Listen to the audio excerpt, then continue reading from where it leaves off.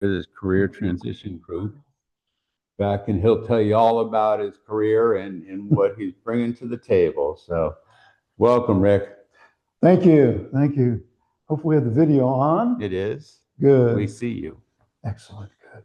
First of all, thank you, Scott and Jay, for inviting me today. We met at a men's group that's here at DOMC, and we both coincidentally sat at the same table. I mentioned that I was the leadership of career transition support for 10 years. And like many things that have happened here, I got the call shortly thereafter to present. I'm honored, absolutely honored. Scott, thank you for taking my notes and doing this. That's amazing. You know, I'm a Mac guy, so I didn't have PowerPoint anymore or Word. So I thought I'll just speak from my notes. And Scott saw that and did a great job. So much appreciation on that. You know, as I put this presentation together, the first thing that hit me is the excitement of a job search. And maybe you're not at that stage right now. This isn't very exciting, but I thought about some of the jobs that I got, some of the leads, some of the things that happened by accident over a 40+ year career. I'm partially retired now. I'm still doing some consulting, and I've created an executive consulting as well. So I'm not totally retired, but I thought about my first job, which might have been one of my best jobs, and how it happened. And you never know. This is what makes it exciting. I just finished B school, got my MBA, and had another friend who just got his, and we were just kind of standing around. We both loved British sports cars at the time, and I had a beat down MGB, and he had a beat down Triumph TR6, and we're both unemployed graduates talking about what we're going to do. And he, out of the blue, said to me, you know, IBM hires grade points. Yeah, 4.0. And I said, yeah, I guess so. So I thought, well, I think I'll go apply there. And I did. And it was October. It wasn't even hiring season. And I applied for a job at IBM, and they gave me this test. They used to do like IQ tests. And as luck would have it, my older sister was taking an advanced math course, and she was not good at math. And I was. So I was tutoring her through things like, you know, dividing fractions. Well, that's what this test was all about. And I breezed through it, and I handed it in to the proctor, and she said, are you done? I said, yeah. She goes, nobody finishes it. And I thought, missed the page. And I didn't. And I got 4 weeks later, I was working for IBM because of a comment from Dave Erickson. I had to think about that name today because I hadn't seen Dave in over 40 years. But it's kind of exciting to look back at that, and you don't know what awaits you. So I hope you're here with that sense of something great is going to happen in my life. My career is going to change, and I'll make some new associates, new friends, and I will challenge myself like I've never challenged myself before. Now, the topic today is one that I really love. It's called job satisfaction and why it's important in your career search.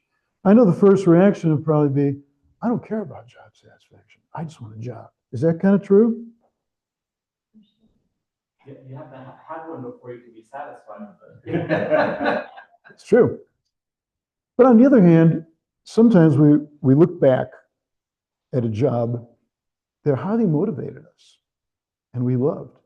Or you look back at a job and say, this absolutely was a terrible thing. And these are some of the factors we'll talk about and why it's important, because it's all too easy to get a job offer and not know what you're getting into unless you do a deep dive into yourself personally. Sometimes it helps to have somebody who knows you well to say, you will never do that. There's some jobs that, and we always talk about these factors, and I'll kind of go through them in just a minute, but it's also going to give you a framework for asking questions in an interview. I can't tell you how many interviews that I have conducted where at the end we say, well, do you have any questions for us? They go, nope, got everything I need. Really? You know, and I never understood that. Like, you don't want to ask about, you know, PTO, you don't want to ask about, no, I'm good. And I wonder, this is a big decision. You know, it's like walking into a house and I love the color of the walls, I'll buy it. Without looking, does it have an HVAC? Does it, whatever. So this is a chance to really turn that opportunity into asking the right questions, but you have to identify what your key factors are first. All right, let's explore the factors. All right, the first one you're going to say, great, compensation. So we got to go to the next slide. And compensation, I'm told, could be the only factor. Doesn't matter as long as the pay is good, right? No, that's not true at all. There are certain jobs that you couldn't pay me to do. I had some help from my wife, and she said, yeah, working in a men's store folding shirts, yeah, that's true. I can't fold a shirt. There's other jobs that would just, you think you can do it, and you think it's just the money, and then you find out there's other things. For example, how about a chance for promotion? Chance for promotion is a great motivator, and many companies are really good at that. Some only hire from within. So when an opportunity opens up, and Vanderbilt was really good at this, they look at internals first. In fact, I don't know if you know it, I worked at Vanderbilt University Medical Center for 11 years as their IT recruiter, as well as their director of executive recruitment. And that was kind of a big help. And so many times, first of all, we didn't get the questions. In fact, when I took the job at Vanderbilt, talking about compensation, I didn't know that I got 3 weeks vacation. It wasn't until I was there a few weeks and somebody said something about we have 3 weeks of PTO. I said, when does that start? And she said, day one. I'm like, I didn't know that. I was elated. Really? PTO, paid time off. That's great. Anyway, it's important, and it's not just a salary. It is PTO. It's matching 401k. It's healthcare, parking.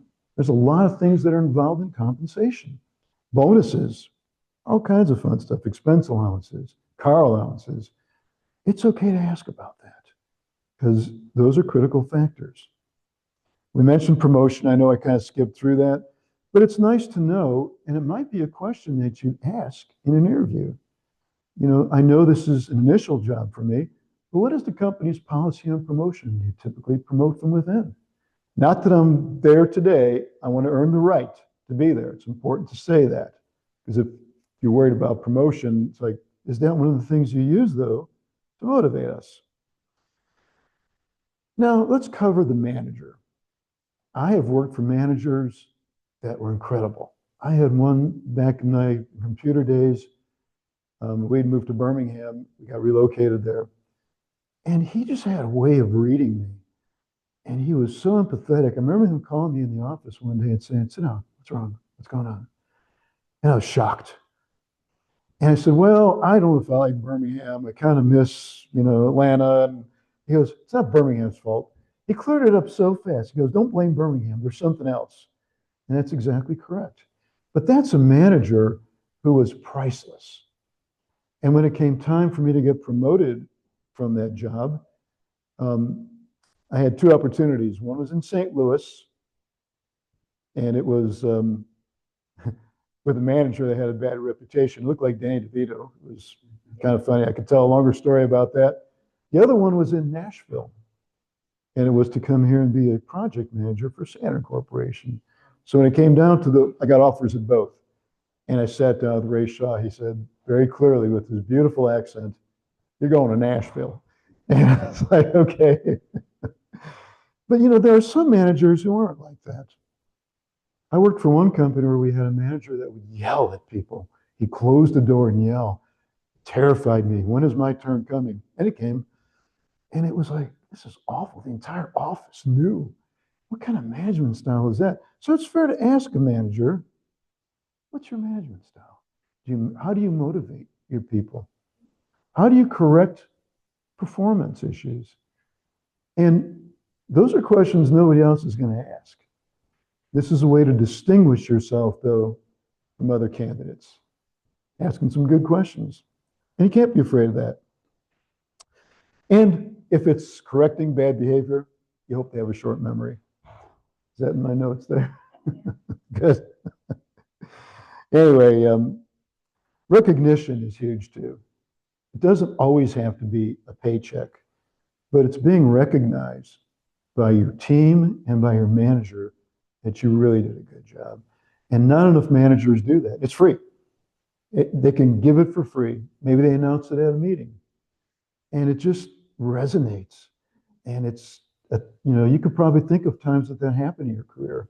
Or maybe you could think of times that you did a great job and it didn't happen. You didn't feel appreciated.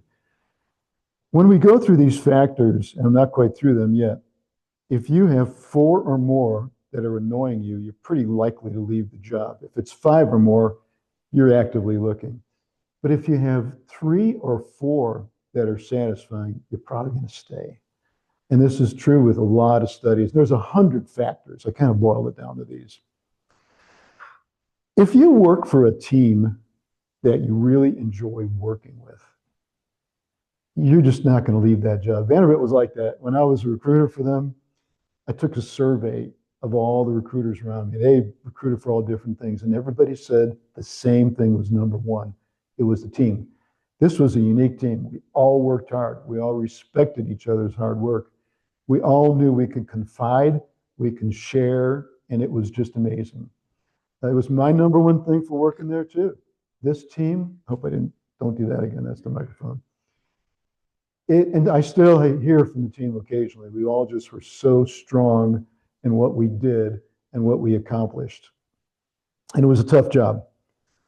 I did name it collegial collaboration. Want that from your manager too. I just like the alliteration. Big fan of alliteration. So I had to come up with something. The work itself. Ever done volunteer work? How do you feel when you're done doing volunteer work? How about y'all? You feel good? It's proof that if you work itself, you'd work for nothing. And many times we do. I find myself taking care of several friends who've lost a spouse, especially widows, and they're finally getting used to calling me. They actually call my wife, and she calls me. But it took a while to earn their trust. And it's like, all I ever get is an occasional bottle of red wine, and that's fine. But it's just helping out. And we are called to that in the book of Acts when they created deacons or Stephen's ministers in your case. So we are there to help. And it's a pleasure. You do it for free. The word security right now has become even more important. I'm not talking about security in the building. I'm talking about job security. Because right now, jobs have been threatened. There are downsizings, there's right sizings. We'll talk a bit more about that. But you want to make sure that you're working somewhere where that's not going to happen. In another slide, I'm going to teach you how to be bulletproof too in your job, which is pretty critical. Organizational reputation. You ever work for a company that you're proud of? IBM was great. It felt good at parties. Vanderbilt was great. I worked for another company for a short time called ENA. It was educational. I shouldn't name the company, but they were having a lot of trouble legally, and I wasn't too proud of that. So it's a big factor, you know? And I didn't stay there long. I added lifestyle when I lived in Atlanta because I realized I'd left something out. And Nashville joined Atlanta in this particular concern. It's called commuting. In Atlanta, you wouldn't take a job downtown if you lived in East Cobb, and you wouldn't take a job. It was part of lifestyle. And the danger of this is that you get a job offer, and maybe it's by the airport and a little bit past, and you live in Spring Hill, and you go, I'll learn to accept that commute. No, you won't. It's, you know, I was really sad before I joined Vanderbilt. I was actually looking for a job, and I had an interview out there with a company that's no longer in existence. And in the second time in my life, the rejection email beat me home, which is no thing to be proud of, but it did happen. It happened in college too.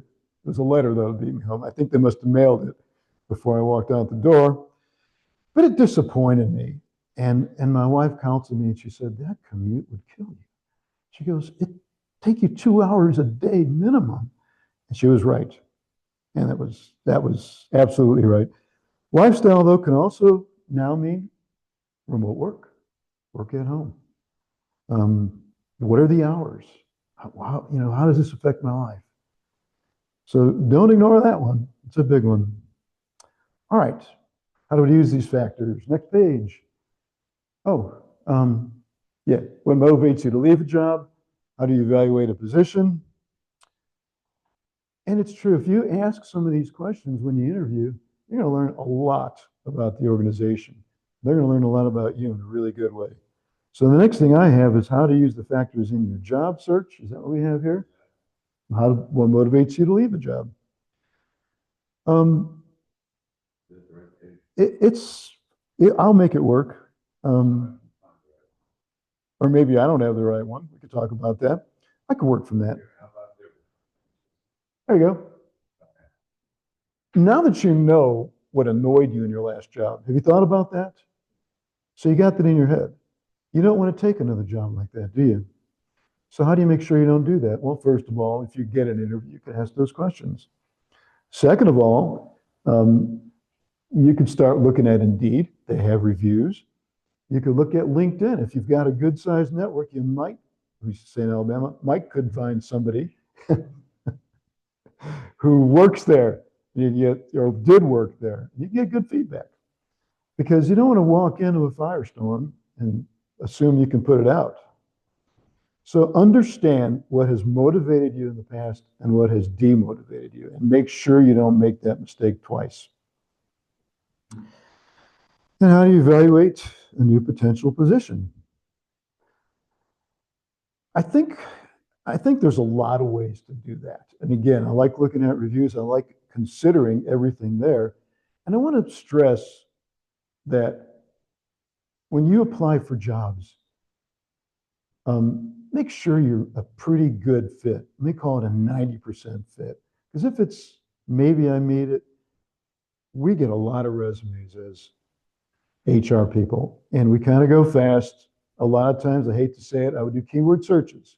I want to see if you had a specific skill, maybe a certification, and I would gather those and examine those. So if you're using AI to generate your resume and it matches up, as a recruiter, I know those resumes. So be careful not to just use AI to generate your resume. Again, understanding the framework, questions the interview, make sure you question the manager, make sure you question as many people as you can in the interview. And don't be afraid. They're not going to disqualify you for that. I like to think of what distinguishes a person in a job. Sometimes there's something really unique that'll stand out. And my daughter was a great example of this. Although she claims credit for this herself, she didn't give me credit. She's now reached her 40s and she's very successful.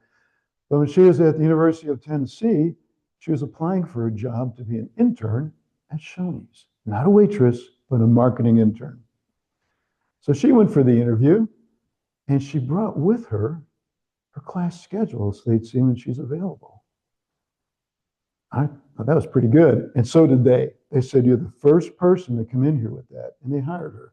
She ultimately went on after graduation to join the corporate team full time, which led to another incredible full-time role. You never know what's going to happen. You know, it just rolled really well for her, and I'm very pleased for her. All right. I think we're on. Let's see, ask for specifics of the team.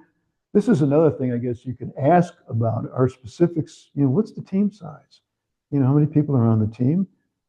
And I think I may have mentioned, do you actually promote from within? Okay. How to use your factors. I have a different set of notes than Scott does. Scott did a great job putting it together, so I'm just trying to follow along here. There we go. Why do organizations hire? I wish I could lengthen out so you can tell me, but you've already seen it. 99% of hires are to increase profits or increase revenue. And you might say, well, sometimes they hire for a new project, which is designed to increase revenue or increase profit. So it happens a lot. They typically do hire for those reasons. They could hire for relationship too. It happens, especially when I was in recruiting at a corporation. We get a note from a senior manager with a resume saying, find a job for him. And I didn't like that, but it was part of the job. You know, we had to find jobs for these people. So if you know somebody high level in an organization, it could roll down, and it's one way to get a job. But they typically downsize for the same reasons. You see the next line down? Do we have that there? No, I think it's the next page. Let's see. Yeah. Why did they hire? Increase revenue, increase profitability, major projects, relationship. Why do they downsize? Next page. Increase revenue, improve profitability. Wait a minute, that's the same reason they hire. Did I get that wrong? What do we call it today? Strategic realignment, right? There's a lot of things. Sometimes they downsize because they want to be acquired, and that's a way to reduce expenses. You'll see that. Stock price. When Oracle or some of these huge corporations announce a downsizing plan, and some of them have been big this year, 50,000 here, and Microsoft did, huge number, helps the stock price, improves financials, all kind of words for it. There's a way you can see which organizations are downsizing big time. I think it's called the Warren Report. I'm not sure exactly, but it's a major move to eliminate employees, you have to file a Warren Report, and it's public information. All right, let's go to the next page. How to bulletproof yourself on this situation. Let's see what we got. Here we go. I am a practitioner of this when I was at Vanderbilt. My biggest fear when I went to work at Vanderbilt was they were going to fire me, because I was already 58, 59 years old when they hired me, which is amazing. I couldn't believe they did it. And it was a job I created, which is even more amazing. It's another story we'll tell you later. But I developed a couple of unique skills by accident. When I first got to Vanderbilt, they had an old resume system, and it was cranky and slow. We call it the spinning circle of death. And they were announcing that they're moving to a new resume system in about 30 days, and we'd all be trained on it. So I had 30 days, and I had this great idea of going into that old system and figuring out a way to do an advanced search to find certain skills. I was the IT recruiter, so I started looking for Java developers. Some of them had applied 5 years ago and never got a call. I looked for certain .NET developers, whatever. But I put together a whole group, and I, in this case, printed the resumes because they would disappear otherwise. And I found some amazing candidates that nobody had ever called, that just sat in the database and made some great hires. Well, it taught me that this is a unique skill. Nobody else thought of that. So when we went to the new system, guess what I did? I learned how to do advanced searches. It was not easy. It took a lot of steps, but I can search on a school you went to, a skill you have, a certification you have. And I would dig these resumes out that showed up and were never called. And I was always amazed. I used to love making these cold phone calls, and they'd say, I applied 3 years ago, and you're calling now? And they couldn't believe I even worked for Vanderbilt. And I had kind of, well, I really do. But we made many hires that way. So that was my unique skill. And I must have taught it at recruiter meetings 10 times. And it's like, it never sunk in. Maybe it was a poor teacher, but I assisted with that a lot. And it turned out I was the only one who could do it, which makes me what? And bulletproof. Then accidentally, I also was the expert in H-1B immigration. When I worked my own business and when I worked at other staffing firms, we hired a lot of H-1Bs. Those are folks usually, they're usually from India, Pakistan, China, even Russia sometimes. And the H-1B process is very complex and requires a lot of steps and detail, and it's expensive. They didn't do a lot of that. They didn't do any of that in IT at Vanderbilt when I got there. It turned out that the medical center did do some H-1Bs, especially medical students who came out of the medical training, and they had what was called a 2S, which could convert. So I wound up working with the attorneys, which is usually not fun, but they were pretty cool, on all the rules and all the regulations to make sure we didn't mess it up. And I got IT to start using the H-1B program. It was very good, very effective. And nobody even knew how to input these into our PeopleSoft, which is the payroll, because it was different. That's two things that made me bulletproof. I wonder how they're surviving without me. I don't know. Anyway, add some certifications. I mentioned things like Workday, for example, which is a pretty pervasive system now. Get certified in it. You can do it online. You can start learning different skills and different things. If depending on where you're at, what your job is, there might be certifications that can make you even stronger and show what kind of employee you are. Constant improvement. Here's one nobody wants to do. Volunteer for a challenging project. Risk reward there, but without risk, there's no reward, right? So it's an opportunity when you see it there to say, I'd like to be part of that team. I'd like to help implement that. I'd like to participate in the training on that. And you got to step up sometimes. And sometimes you have to see it coming and go, you know what? I want to be part of that evaluation team. Just look for something like that. All right. I'm going fast. I know you. Let's see. Where to look for opportunity is next. There's a lot of places to look. Number one, you probably go to LinkedIn. I still get emails all the time. There's a job that matches your skills. LinkedIn is great. It's turned into a massive resume database and all that, but it was supposed to be a massive collaboration tool. So I think it's a good idea to use it as a collaboration tool. To me, you really have to kind of look at your contacts sometimes. There's a job that matches my skills. I can see if I have anybody in my contact list. And I don't know how many people you linked in with. I've lost count. But I almost always know somebody in that department or whatever if I was looking for a job. And you can't be afraid to reach out, and say, hey, I see there's a job there. You know my skills. Anyway, it's a useful tool, but don't make it your only tool. What about this one?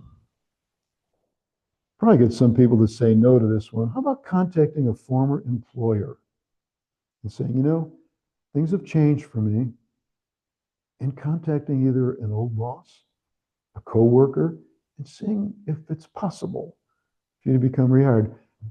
You don't know how important it is, though, if you left the job, to be classified as rehirable. At Vanderbilt, there were many who were classified. There were good employees who were listed as not for rehire. Typically, it was because Vanderbilt required a 4-week notice. And many said, I don't care, I'm taking 2 weeks. I could never get that fixed, except for one case. The guy gave 3 weeks and like 4 days notice, and I was able to turn his around. But once you were coded for not for rehire, it was, and I had many a battle I won there, but I never really won that one. So just be sure if you're leaving a job that you can be rehired. But consider calling an old boss. Consider calling an old client, somebody you worked with, and just let them know that, you wish you could be back there, and can that happen? Don't be afraid. This next one, yeah, you do have it. A list of places you'd like to work. Well, how do you get that list? You should have 50 companies on a list of places you would like to work. Now, maybe that's a bigger challenge. Start with 10. You can find them in a variety of places. There's a lot of places to look. One of the things I like to look at is some of the councils, Nashville Technology Council, the Healthcare Council. They have loads of companies there.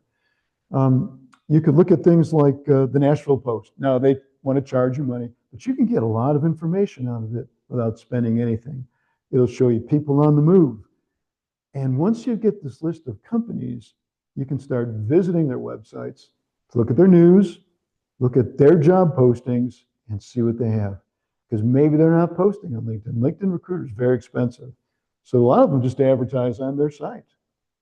What if you had 50 companies to go to once a week and look and see if there's any new job postings? You might get lucky, Actually, you will get lucky. All right. How many of you know your references? How many of you know their email address? How many of you know their phone number? How many of them know you're actually looking for a job? I have gotten calls out of the blue for reference checks for people I don't remember who worked for me. And that's kind of embarrassing because it's like, who is this again? And I don't remember It would have been smart if they had contacted me and said, hey, Rick, can I put you down as a reference? And I just told them I don't remember. I don't know if this guy worked for me. I'm sorry. Because I didn't.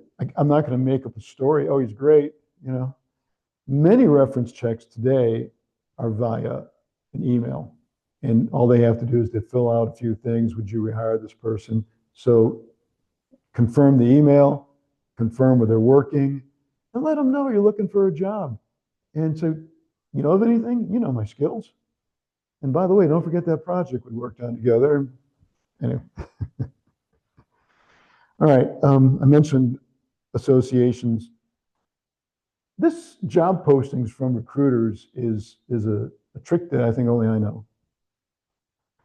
If you see a job and it really looks good, but it doesn't list a company, maybe it's a recruiting firm, right? What if I could figure out who that company is? Would that be useful? I think so. This works 80% of the time. Study that job posting carefully. And a lot of times you'll figure out that there's certain sections they didn't write that may have been written by the original job description. You can copy a big section of that job description and put it in Google. And I promise you, 80% of the time, you'll get a hit. Now, I'm not suggesting you bypass recruiting companies because sometimes they will help you. Other times it's like, let me try it this way. Give it a try. It's fun. Google's amazing. It's got a lot of things you hadn't thought of. You could stick an entire page in there and it'll search for that. And again, AI is getting even better at finding those things. Any recruiters hearing this, please forgive me. I'm just trying to give some good tips. Don't hunt me down. Events. There's some events you can attend, either marketing associations. Good example is me attending an event here at BUMC 3 weeks ago, and I met Jay and I met Scott. And, you know, what are the odds? We sat at the same table. How did that happen? They didn't know I'd worked with Career Transition. I don't think you did. So you never know what's going to come out of meetings like that. And this is the exciting part about it, is you're going to meet people and you could connect with them and they join your fight to find your next job. You got to recruit these people and you got to have them in your lists. If you're really good, you can find Twitter feeds for different companies. You can find Google leads, target organizations. I'm not going to tell you how to do that because I've forgotten, but I know you can do that. All right. This next page is skills that are in demand. In fact, I had a whole napkin full. I was sitting the other day. This guy, I know it's terrible. Still on my desk, coffee stained. But I was thinking about something that nobody talks about. What jobs, this isn't on here, by the way, what jobs will AI eliminate? I had a whole list. Now think about years ago. How many of you go to a bank teller? It's been years since I went into the bank, other than, you know, how many of you, there's so many other things that have been eliminated, but I had a long list of things. There's only certain things that can't be eliminated by AI. There are things that require empathy, human touches, and we'll get to those in just a little bit here. Let's talk about some skills that are high in demand, in my experience. Number one, analytics.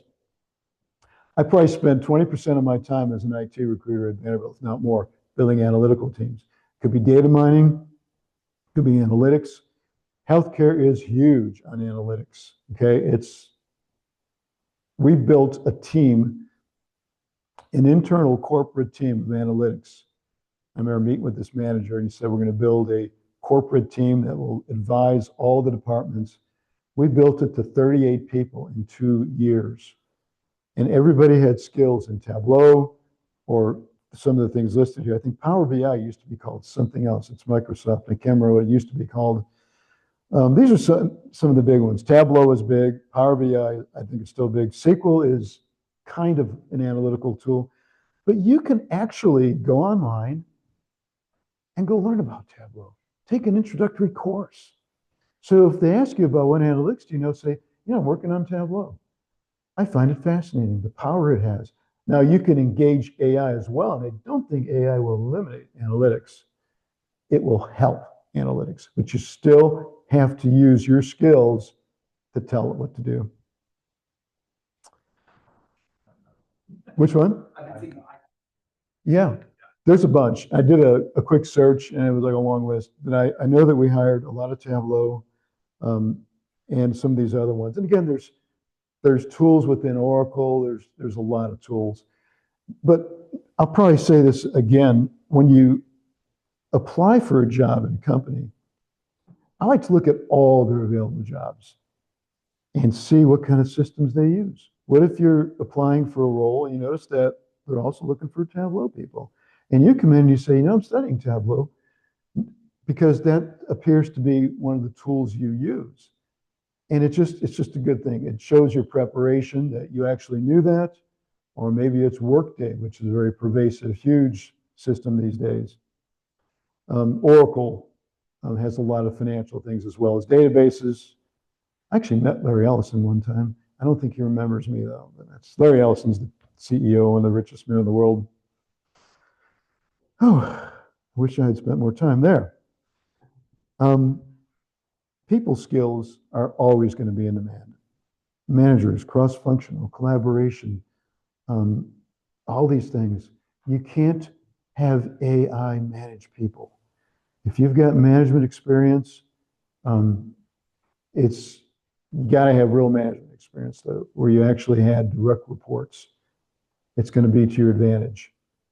Team leads, things like that. You'll never have AI eliminate that. Solution selling, I don't know, maybe you don't like selling, but solution selling, working with organizations. Sometimes you do internal selling with an organization. You become a champion of a product or whatever within the organization. And those jobs are out there too. Regulatory compliance. You don't have to be an attorney, though it helps. And by the way, skilled trades. Everybody's going to want to be a plumber.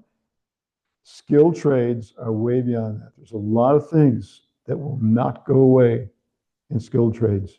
They'll always be there. Maybe you have a passion for art, By the way, I meant to ask a question earlier, and I didn't put it on here, but I highlighted it on my notes. It's a question that stumps almost all adults. Maybe you won't. Maybe you'll know the answer to this. Let me ask you this question. What are you good enough at that you can send an invoice to a company and get paid? Anybody? I had one guy say I can hang drywall. I said, that's a start. You can hang drywall. What professionally, though, are you good enough at that you would be willing to go in and consult and send a bill to them for $6,000 for a week of work? Now, when you had a job, you were doing that, weren't you? When you did a timesheet, what was that? It was invoice. So that's where you start. If they employed me for that, I must be good enough at it. Okay? Does anybody have an answer for that besides drywall? Course creation. Excellent, yeah. And that's huge, especially if you do it with the systems we talked about. I was so impressed with Vanderbilt. We had to take yearly training for all the healthcare stuff. And what does a recruiter need to know about safety? But they were written so well. They had videos and things. It was really exciting. I'm good enough at recruiting. I've recruited as a contract recruiter. If you can answer that question, though, and be confident in it, you could consult. You could create a business. I'm still working, even though I'm not working. I'm semi-retired. I have 2 clients right now I'm working with. Technically, it's not recruiting. It's similar, though. It's called outsourcing, where they perhaps are downsizing. And I'm also working with some executive consultation. And people are willing to pay. Nobody's complained yet. So if you examine yourself at that level, what can you do? And answer it and say, this is where I need to start. If I'm good enough to do this, you don't have to consult. But if you're confident enough in that area, that's where your target lies. All right. I've had some fun interviews in my life, and kind of thinking about this presentation, thought about it for 2 weeks, and I thought about some of the crazy things that happened to me when I was interviewing for jobs. The email beating me home was one that I loved. The company went out of business though short. Sometimes it's good news or bad news. That company went out of business less than a year later that sent that email to me. And at the time I was crushed. And a year later I'm working at Vanderbilt going, oh, too bad. Anyway, so you never know what's good news or bad news in your life, do you? All right, where are we at here? Interviewing must-haves. I went to an interview one time and nobody knew I was coming. I'm like, who are you meeting with? I had their name and they called him and said he's not in today. It's like, well, this is a bad start, right? So if you get invited for an in-person interview, and then maybe video, but let's assume in person for now. Research the location. Make sure you ask. Some companies have different locations. What's the actual physical address? You need to do research on the company. You need to understand it as much as you can. And you need to have your interview questions ready too. We've already talked about some of those, right? And make sure if it's in person, you know who you're meeting with, and you confirm it if you can. I mean, I've had some awful things happen. How about video interviews? When I took the executive role at Vanderbilt, it was the beginning of 2020. COVID had just kicked off. It was really disappointing to me because that role was supposed to be picking people up at the airport, bring them, take them to lunch. And I only got to do that once. And they said, you can't do that anymore. Everything turned into Zoom interviews. Now, the greatest risk I ever took at Vanderbilt was trying to coach these extremely senior doctors who were typically directors of anesthesiology, above director. These were absolutely some of the top doctors at Vanderbilt who led the entire department. Typically, the interviews that I would set up were panel interviews, 5 or 6 of these doctors. Now, none of them had ever used Zoom. Okay, now these are physicians. I am no physician. They know that. I'm a nobody. So when we did the practice rounds, first of all, I would send them suggested questions. And I would look at what they did, if it was, cardiac, whatever. These are good questions for you to ask. To me, the funniest part was it took several interviews for me to realize they read these. They read it verbatim. So eventually I would send suggestions, put it in your own words, and then I had like an end question, free for all, ask whatever you want. And they said, well, we don't want to do that with HR on the phone. I'm like, you can't make a mistake, I promise. And if you do, I'm not going to report you. But telling a very senior doctor that with the light behind him, he appears to be a silhouette is risky. And all the other doctors would laugh, and we would learn to position them to get good lighting. And by the way, if you're doing interviews, there are lights you can get. There are microphones you can get. And the lighting is important. Make sure they're not looking up at you from here. Make sure they're not looking down at you. I actually practiced for my first video interview before I joined Vanderbilt. And my son went to Brentwood High, and they have a great video program there. So we set up a video, and he was going to watch it in the other room. Well, I didn't have a really good background, so we had a wall behind me. It was nice tan, and I decided I didn't want to sit in a chair, so I sat on the floor. It was fine, really had me from here to there, and I sat on the floor. It was fine for the first 20 minutes. And the interview went a lot longer than I expected, and I couldn't stand up. I didn't want to show them that I was probably wearing, shorts and flip-flops. It was the longest hour of my life. I think I crawled to the staircase after that. And so make sure you're in a comfortable chair. Make sure you have something behind you, not a light, a bookcase. Get a scene behind you, whatever. But you got to prepare and try it with somebody. Find somebody who will take a Zoom call from you, and let's make sure you're good on that, okay? Screen, by the way, that you can put your chair. You can, yeah. And you'll see a lot of that. There's some beautiful pictures I had a beautiful picture of Nashville downtown behind me, and it always worked well. All right, let's see. There's also some video interviews that are kind of automated. Have you seen any of these where you log in and you get questions and you get to answer them?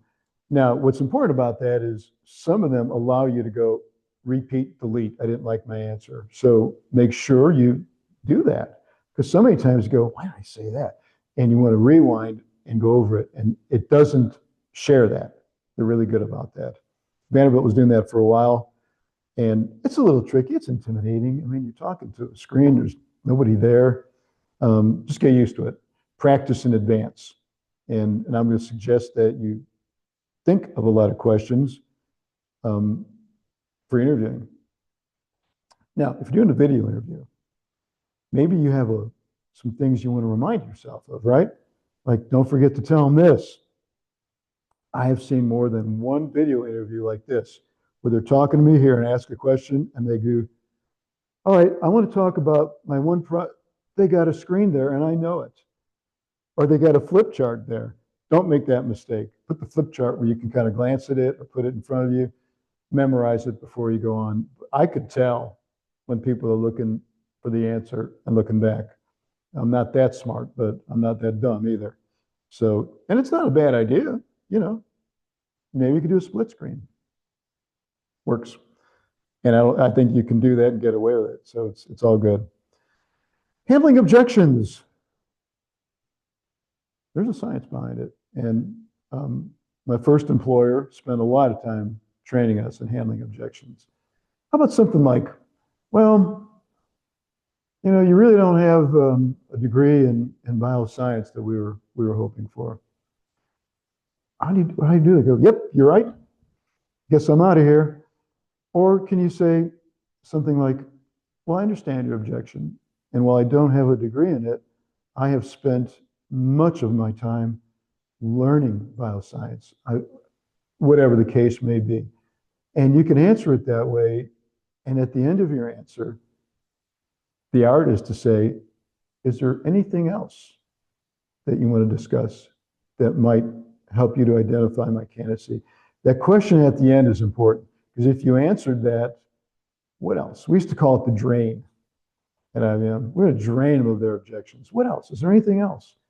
And you don't want to walk out the door and then find out that they wanted somebody with a master's degree and they missed that you had it. Like, well, do you have any other objections? Well, yeah, you have a master's degree. Well, actually, I do. But you want to make sure that you've covered it that way. Remember we said distinguish yourself? I think that's up there. Yeah, if you've asked some of these questions, you just did it. Maybe you brought something to the interview that nobody else did. An example of your work, a reward, something like that that makes you stand out among all other candidates. Think it out. What would work? Ask a friend. Make sure it's not overdoing it. Let's see. Oh, closing.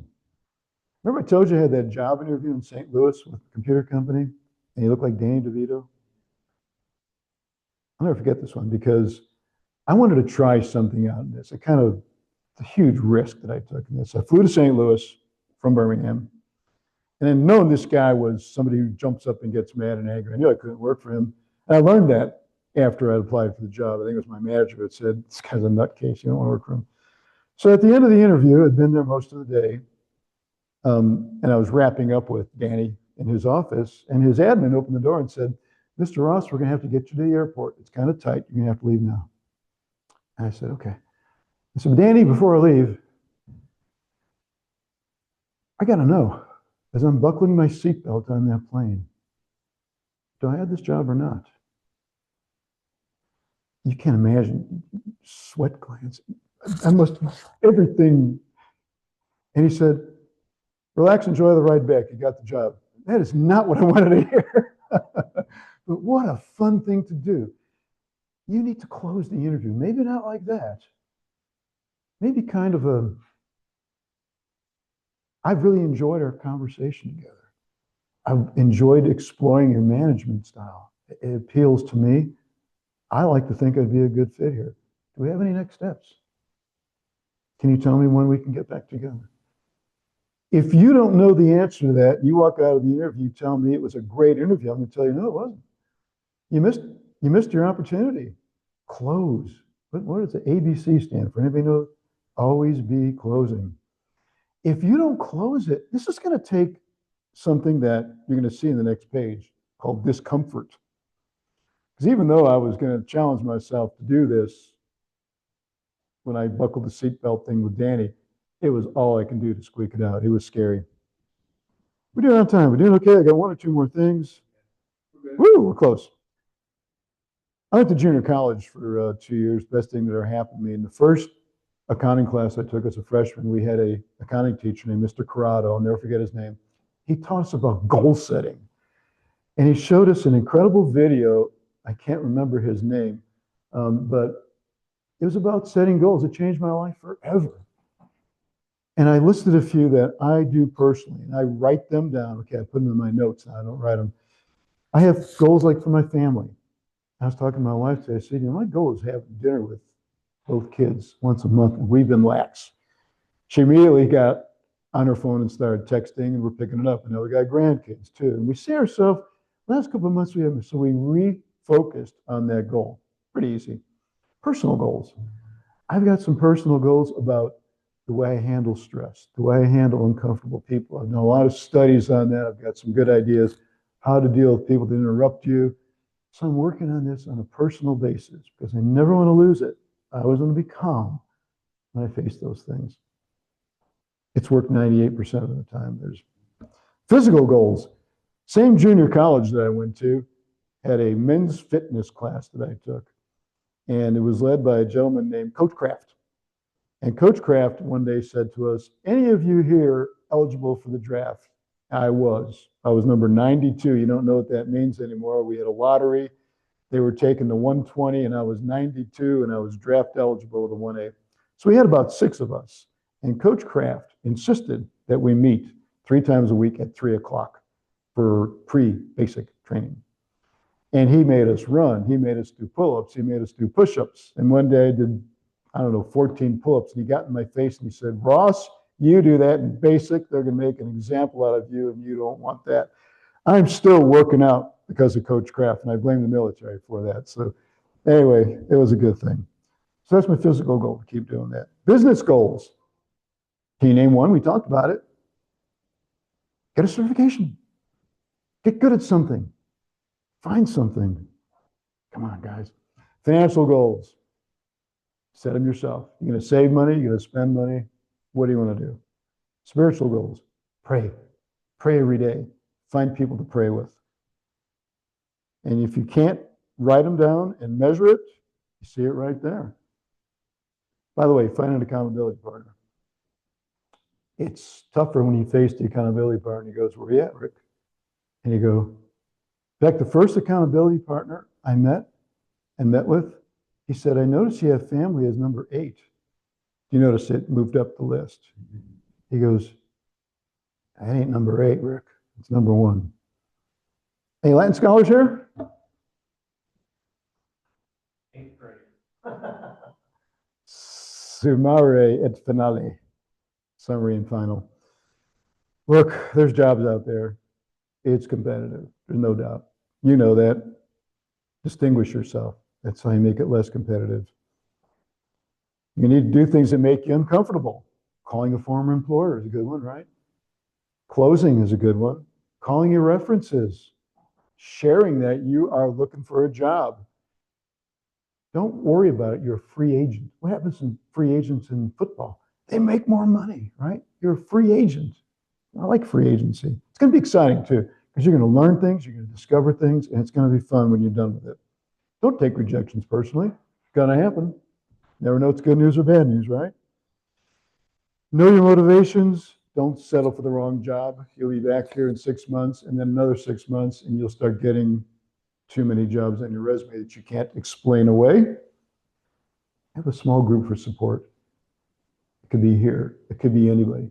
Find a group you can meet with to build each other up, to drag each other off the pavement. As in the book of Acts, when Paul was beaten and left for dead and his friends propped him up in the book of Acts. He preached the next day. You need that around you at this time, so please do that. All right. I think I already told you about the comment from my friend that told me about IBM, so I got to that early. Thank you, Dave Erickson. Questions, thoughts, insights, additions, great stories, next steps. Anything like that? Ooh. Any questions? Wait, hang on, get the level. There you go. And folks online? Yeah, just how to stand out just from after you apply to even get the interview. There's a couple of ways to get attention. If you've applied for the role, I would first see if there's anybody on LinkedIn that I might know. If you don't, and you see maybe they graduated from MTSU or UT, send them a note and say, yeah, I saw this job, love to connect with you for two reasons. One is I'd like to have an association with you. But second, I'm really interested in working there. Be bold. Simple LinkedIn email they call them, I think. But just request that they link in with you. And if they do, contact them. They can reject you, or they can help you. I think other ways, anybody you know in the organization, even if they worked there in the past, this is a great example. To your point, when I got hired at Vanderbilt, originally worked for the university, but I covered both medical center. I had a business called Nashville Global Partners, and Vanderbilt was our biggest client. We did a lot of IT placements there. They used to pay us really good money for these placements, 25% of the salary. And it was great business. And I would have liked to have gone to work there. And by almost accident, one of my friends, Matt LeBlanc, a lot of you know Matt LeBlanc, he's been active in this as well. He told me that he had a friend who knew the new director of recruiting. She had just taken the job, moved from Louisville. And this friend told the new recruiting director about me. And I had a plan for what I would do there. And I shared with the new director that I wanted to come to Vanderbilt and build an internal staffing firm for IT and save them millions. This job didn't exist, okay? I mean, I don't know where I came up with this idea. Maybe it was God inspired, I don't know. She was kind of compelled by that. She said, well, what do you mean? What would you do? I said, well, we'd start using resume databases. We'd start making cold calls. We'd start going through resumes that we never looked at, all the things that I did. And then she had me interview with the IT people, which was kind of funny because it was a real softball interview. I think half of them knew me. And at the end of the interview, one of the leaders said to me, well, are there any questions because I said, we didn't ask much. He goes, what do you think we should have asked? I said, well, how about software as a service? I named three things. I'll never forget his answer, and I still know him today. He goes, I would ask you those questions, but even I wouldn't know the answer to that. It was like, so I went back to meet with the recruiting director, and she said, I already got my feedback. She said, she made an offer to me. This went pretty quickly, okay?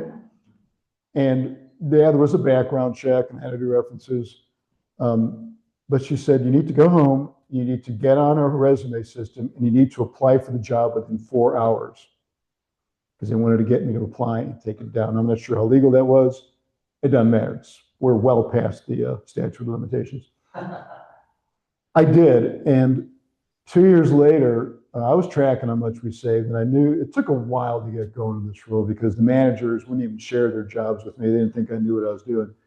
But some really lucky breaks happened, including an endorsement from one of the very senior members of IT saying, you need to talk to this guy, which was a blessing. It was about 2 years later, we had a big HR meeting, and they announced that special recognition of Rick Ross, who has saved the organization over $3.5 million in recruiting fees. I about fell over. They actually noticed, Wow. you know? My next question was, can you pay me commission on that? Anyway, those are just some ways. That job didn't exist. I mean, I don't know, how do you do that? I'm not a magician. I did it then, but it's like, you just got to get creative, you know? I knew they were spending tons of money. I knew it's just a $4 billion organization that didn't have a decent IT recruiter. And I'd worked at Robert Half, and we were very aggressive in our recruiting, you know. And I recruited at Vanderbilt, gas station. I recruited some guy in a men's room at Vanderbilt. He got the job. It's insane the things that happened there. And I had so much fun. I wish I could go back, but I decided it was time to retire. And I was able to hire my former business partner to backfill me, which is kind of a nice thing. Questions? That's a good question. I like that question. What's your name? Christine. Okay, thank you. Other questions? Anybody online? No, looks like we're done. Chris, Good. thank you so much. Hey, thank you guys for paying attention. I hope you have success. And I know you will. It's exciting times. And reminder, we do not meet next week, but we'll be back in 2 weeks. All right, folks, have Thanks, a good Scott. one. Thanks. All right. Thank you. Thank you. Hey, thank you.